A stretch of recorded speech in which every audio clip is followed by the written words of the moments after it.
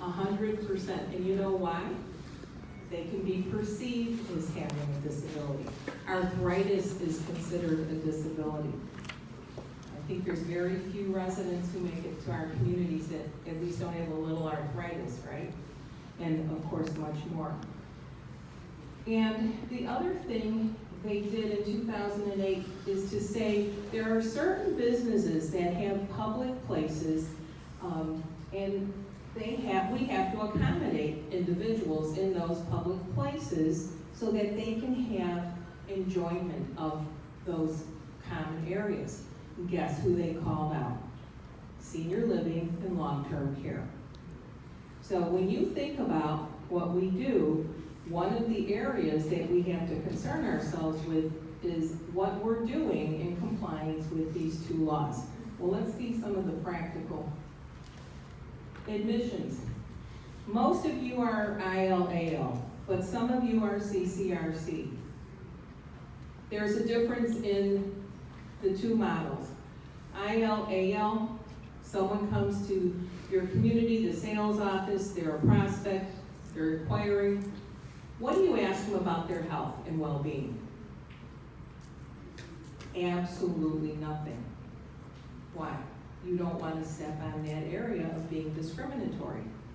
Now, in assisted living, it's a different story. Why? Because there's regulations and there's rules about who you can admit, what conditions folks can have, and by the way, you have to have forms filled out from a doctor and things like that.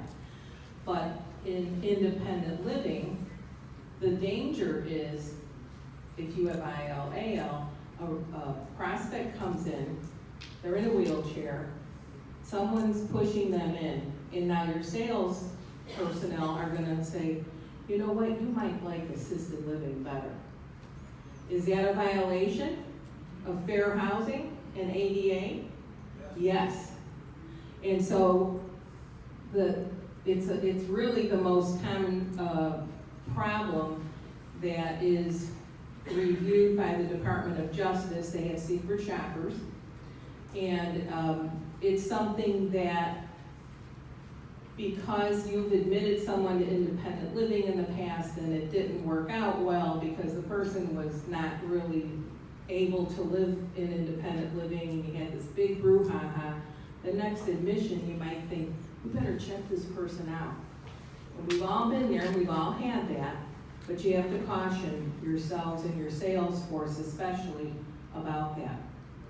The other thing is, if the person might be interested in assisted living, what you need to do is describe what you offer in independent living and assisted living, not direct them. So if you're looking for assistance with bathing, oh, you might find that in assisted living. We don't do that in independent living.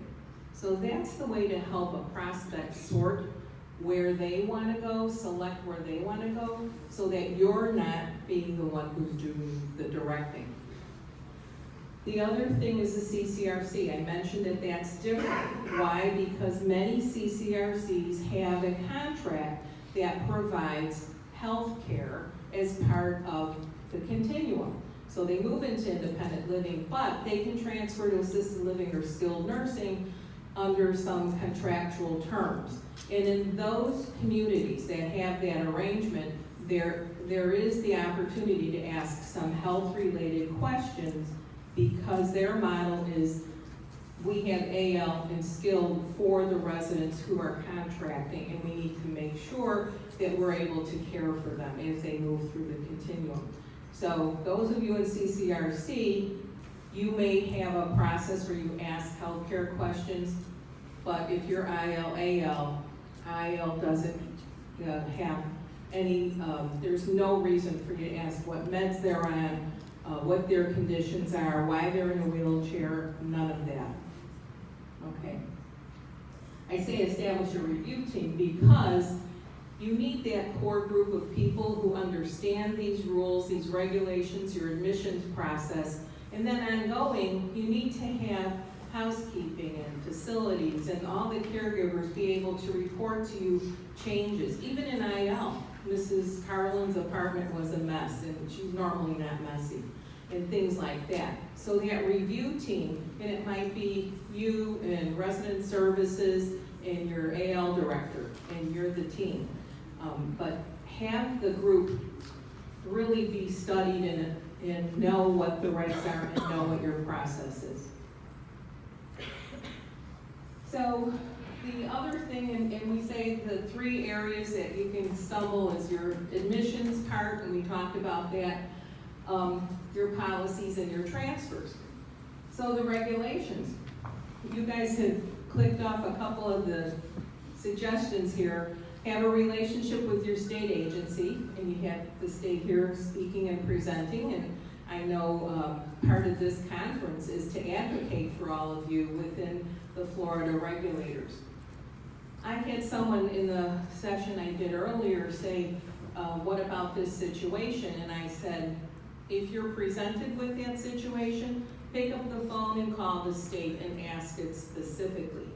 Because we try to broadly cover most common things, but you know you're going to be presented with that one-off, they didn't mention this in the reg, and I'm not sure we can take this admission. If you don't know for sure, stop, call your state. They're not going to write your name down and survey you extra hard next time, I promise you. They're there to help as well as to enforce the regs. Your sales force. I can't tell you how many times I've gone through site visits and I always say, let me see your marketing materials. Do your marketing materials promise things that there's no way in the world you could deliver? I saw a community that says, we're going to take care of you all for the rest of your life. And I showed it to the executive director. I said, did you ever read your marketing materials? Are you going to do that? No. I said, okay, we have to look at collateral marketing materials. You've got to look at your website. One of the big things that is on the website now, the Department of Justice and Fair Housing is requiring diversity on your website, on all your pictures. Well, you say, well, I'm covered because it's only my residence. Guess what? You're not covered. You have to have diversity represented because it has to show that you're open and willing to accept all kinds of people. You're not just going to take one group, right? And script your sales force, especially the new sales staff that come in. Sit in on their session. You're the executive director or the assisted living director. Sit in on discovery. Listen to how they talk. They're going to be trained from the corporate office in the company standards and policies, but you want to hear when they're in the throes of those meetings and stuff comes out, your mother's never going to fall again. I know she's been falling, but I'm going to tell you, we have a falls program here. We manage it, we prevent falls. First day they move in, they fall. Within the first 24 hours, the majority of the falls happen, right? So promises stated or implied, you won't have to worry about your parents anymore. Okay, and if your nurse is in here and you're in charge of doing those admission assessments, don't short circuit the process. If your process is that there's a pre-assessment done before they move into AL, that has to happen first. Many times we've been burned because there was this fast move in and it's a need-driven sale and it's the end of the month and the salespeople said, yeah, they signed the lease already, and now the nurse has to go out and assess. Okay, how can we take care of this person? We don't even know what's going on with them. That's where we get into trouble. So follow your process. Don't rush things through. There's always a reason why someone wants to short circuit it, but don't do it. Scooters. How many of you have scooters? Don't you just love scooters? All right. So someone comes in, a new applicant comes in, and they're on a scooter. You're going to hit them up with, we test everybody who's on a scooter. Do you have a doctor's note for that? You might want to check out assisted living. Be very careful. Don't charge extra fees for scooters, because you're afraid they're gonna knock off the corner of the wall, which they do.